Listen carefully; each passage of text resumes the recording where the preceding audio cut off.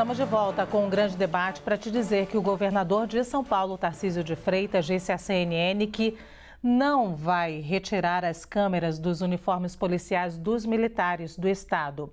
A polêmica em torno do assunto reacendeu após a operação no Guarujá deixar 16 mortos.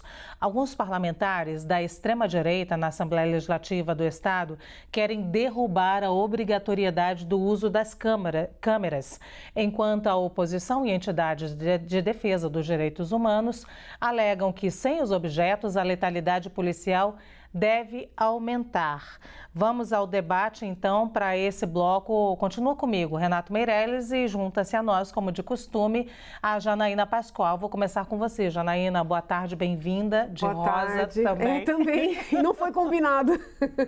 A decisão do governador Tarcísio em manter as câmeras foi uma estratégia política acertada? Eu entendo que foi prudente por parte do governador. Pela questão em si, não só pelo momento vivido, né? Pela questão em si, se o governador decidisse retirar as câmeras, poderia ter uma interpretação equivocada, inclusive dos próprios policiais, de que haveria algum tipo de aval, né, para qualquer tipo de conduta inadequada. Agora, eu faço uma ponderação aqui que cheguei a fazer no plenário da Assembleia antes de deixar, né, o meu mandato como deputada.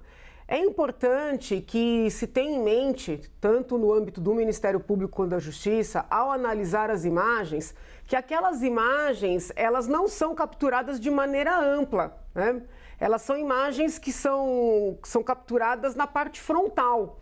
Então, é muito importante considerar essas imagens como parte do conjunto probatório, né? Então, ouvir as partes envolvidas, ouvir eventuais testemunhas, armas, projéteis, ferimentos, lesões, tudo isso tem que ser avaliado no conjunto probatório, tá? Eu não penso que uma imagem isoladamente possa dizer que alguém é culpado ou inocente de maneira automática.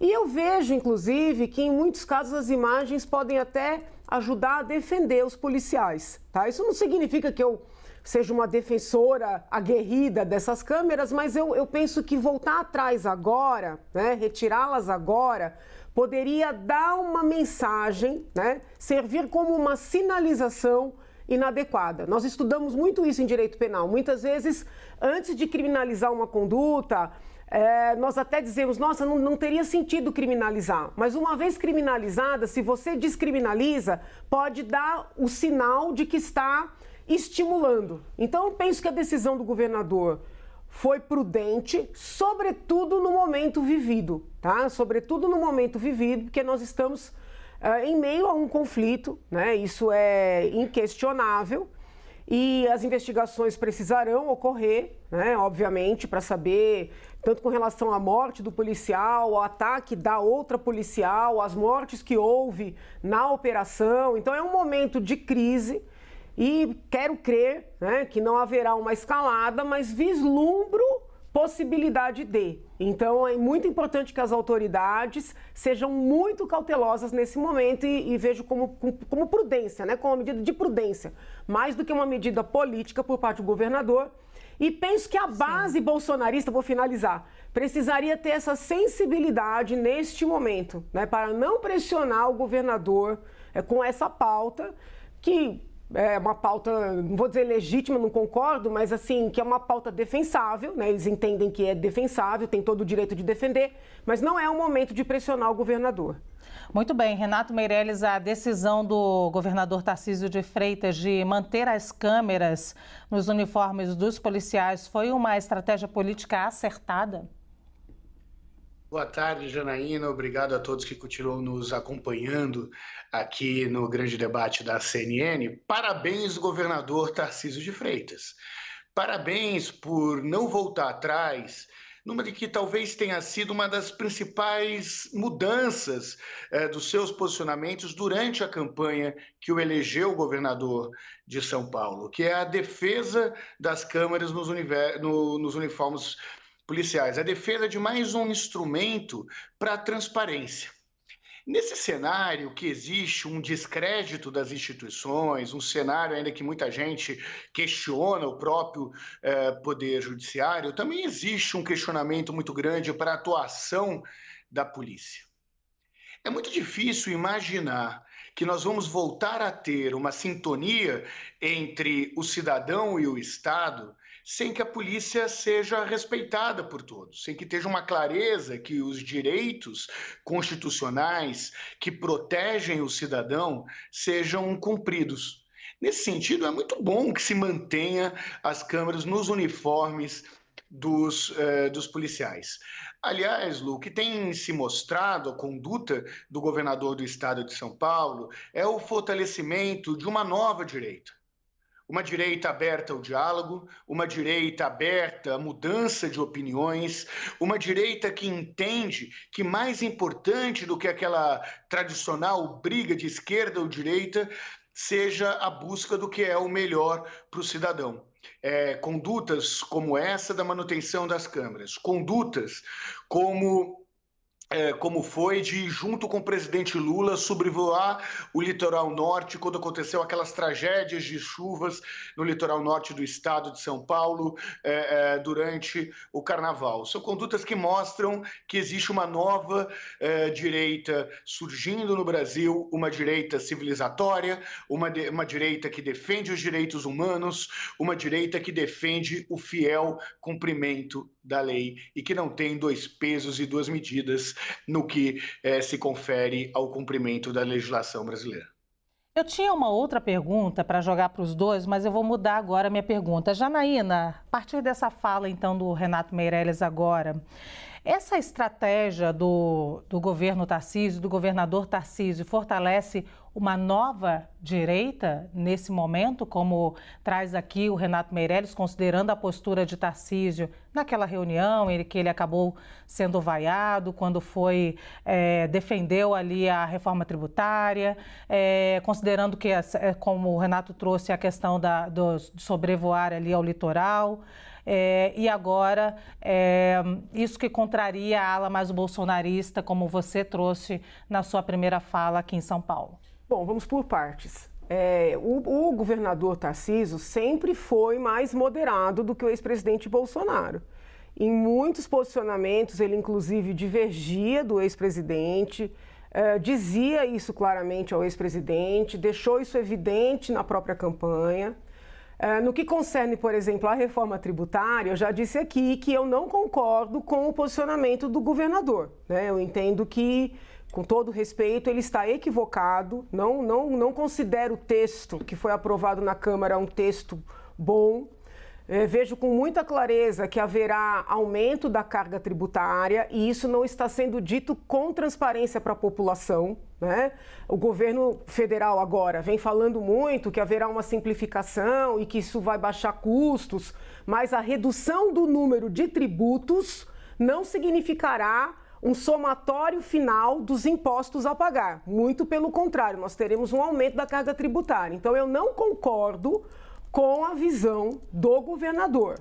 Mas entendo que ele tem todo o direito de se posicionar dessa forma, de expor o seu posicionamento e deve ser respeitado, né, na sua visão. E também entender que as pessoas numa democracia têm direito de não concordar e externar a sua divergência. Eu não tenho essa leitura que a imprensa tem trazido, né, de que a direita é favorável à truculência, a direita é favorável, por exemplo, à tortura, a execuções. Se nós olharmos a direita, né, como filosofia, a direita com as obras escritas pelo mundo inteiro, a direita, em regra, né, trabalha pelo Estado de Direito, né, pela vigência da lei, pela clareza das normas, para que as pessoas saibam o que é permitido, o que é proibido, pelo império das normas, né? Então, assim, eu acho que houve uma confusão no passado recente. Não considero que qualquer tipo de flerte com ilegalidade tem a ver com direita. Daí eu não dizer que seja uma nova direita, entende? Porque a direita, a princípio, ela tem que defender o Estado de Direito, né? O que eu costumo criticar, e fiz isso ontem aqui, é essa questão de você olhar as coisas sempre com com 2 parâmetros, né? Então, por exemplo, muitas pessoas cobram transparência do governo Tarcísio e ele agora, né, deixou claro que não vai recuar, mas essas mesmas pessoas acham natural o governo federal não entregar as filmagens, né, à CPMI, por exemplo. Muitas pessoas se indignam com razão com violência policial, mas defendem quando a violência é praticada, né, por cidadãos comuns contra outros cidadãos comuns, muitas vezes até mais vulneráveis do que os agressores. Então nós precisamos tratar essa questão da insegurança pública de maneira um pouco mais global, né? Então eu vejo talvez como uma direita de verdade, né, que é a direita que eu sempre defendi, ganhando forma. Mas que existe um outro grupo que você diz que não é direita, porque eles questionaram urnas eletrônicas, questionaram... É um grupo que, inclusive, perseguiu os direitistas. Né? Quem olhar o que aconteceu no início do governo Bolsonaro... Você dá um nome a esse grupo, Janaína?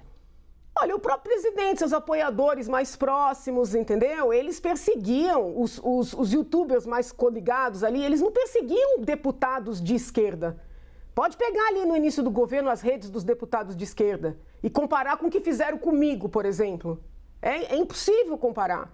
E outros quadros, né, que talvez eles entendessem como quadros de traidores por serem moderados, por defenderem essas pautas, eles perseguiram de maneira assim que eu cheguei a comparar com o stalinismo.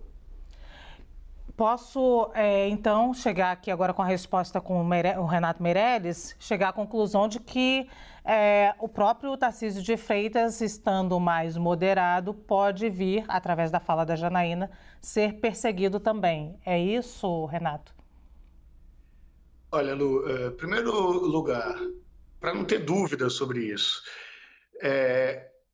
boa parte, diria a grande maioria das pessoas que, como eu, condenam os atentados contra a democracia do dia 8, defendem que absolutamente todas as filmagens relacionadas ao tema sejam disponibilizadas para a CPI e pela Justiça. Sem medo de errar. A segunda coisa é que, infelizmente, a violência perpetua a sociedade brasileira, os órgãos de repressão à própria violência e à criminalidade e também, obviamente, aos criminosos. A questão é que os criminosos cometerem crime não é necessariamente uma novidade. Os criminosos cometem crime. Desculpa repetir essa obviedade aqui. O que não dá é para a força policial cometer os mesmos crimes dos criminosos, que são, em última instância, quem tira a vida de policiais, que tiram a vidas dos cidadãos de bem. A outra questão é que nós acabamos de ter aqui uma definição de que os bolsonaristas não são de direita. Você, bolsonarista que está me assistindo, você que defendeu a legalidade dos golpes, da tentativa contra a democracia feita no dia 8, você que era contrário às urnas eletrônicas, você, saudosista da ditadura militar, parabéns. Você acabou de descobrir que não é de direita.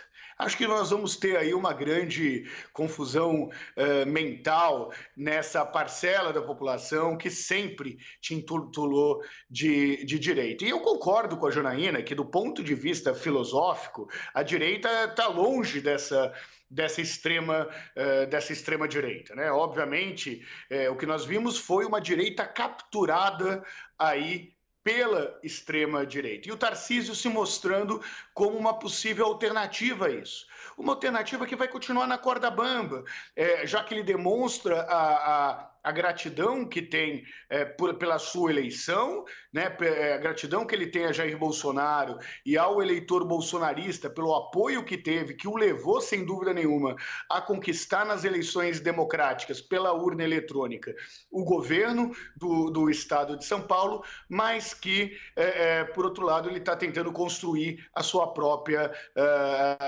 história. Tenho certeza que ele vai continuar por um bom tempo aí conseguindo andar nessa corda bamba entre a direita civilizada e a extrema-direita negacionista.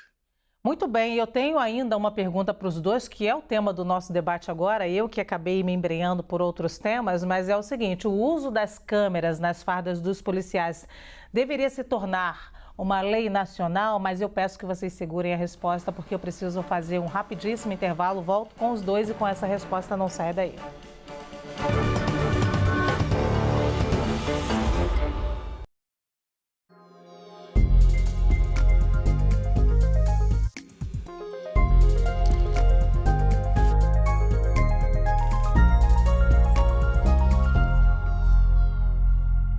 No Brasil, as crianças representam quase 1/3 das vítimas de tráfico de pessoas. Mesmo quando elas são resgatadas, os traumas são duradouros. Como as autoridades lidam com o problema? E mais importante, como fazer as crianças falarem sobre o que viveram? De 2017 a 2020, o governo recebeu 103 denúncias de tráfico de crianças e adolescentes no Brasil. Muitas vezes nós temos esse aliciamento, esse tráfico relacionados à exploração do trabalho infantil, à exploração sexual de crianças e adolescentes e também aquelas situações relacionadas ao tráfico de órgãos. Quando resgatadas, essas crianças e adolescentes precisam lidar com o trauma. No lugar de depoimentos comuns, uma escuta com acolhimento e afeto. No Fórum Criminal de São Paulo, estas são as ferramentas para ajudar as crianças a enfrentarem seus maiores medos. Ela pode escolher a forma como ela vai prestar esse depoimento. Então, algumas escolhem fazer por escrito, representando em desenhos, com bonecos. Então, nós temos, com a técnica do depoimento especial, relatos mais fidedignos. E com isso, a gente consegue fazer mais justiça. Só assim é possível restabelecer a confiança e proteger a parcela mais valiosa de uma sociedade. CNN Freedom Project, pela liberdade e dignidade das pessoas, no Brasil e no mundo.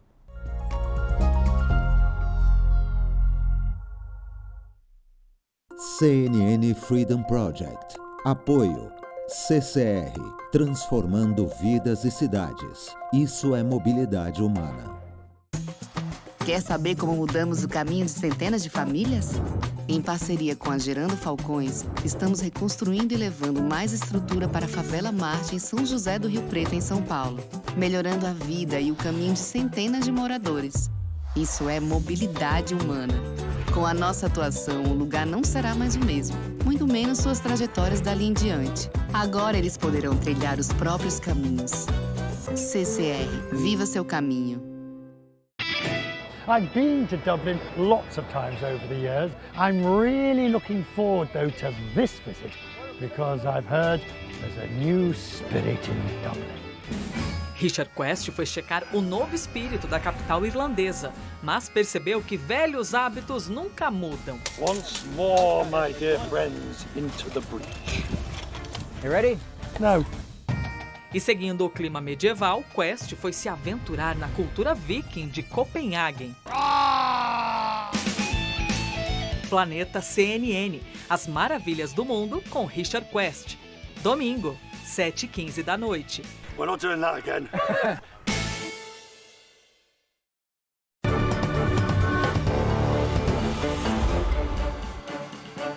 Estamos de volta com um grande debate. Eu converso nesse momento ainda com Renato Meirelles e Janaína Pascoal. A gente estava debatendo aqui a decisão do governador de São Paulo, Tarcísio de Freitas, de manter as câmeras nos uniformes dos policiais, apesar da pressão que vem sentindo de setores mais extremos de São Paulo na Assembleia Legislativa. E a minha pergunta, que eu deixei antes do intervalo, era o seguinte: o uso de câmeras nas fardas de policiais deveria se tornar uma lei nacional? O que você acha, Janaína?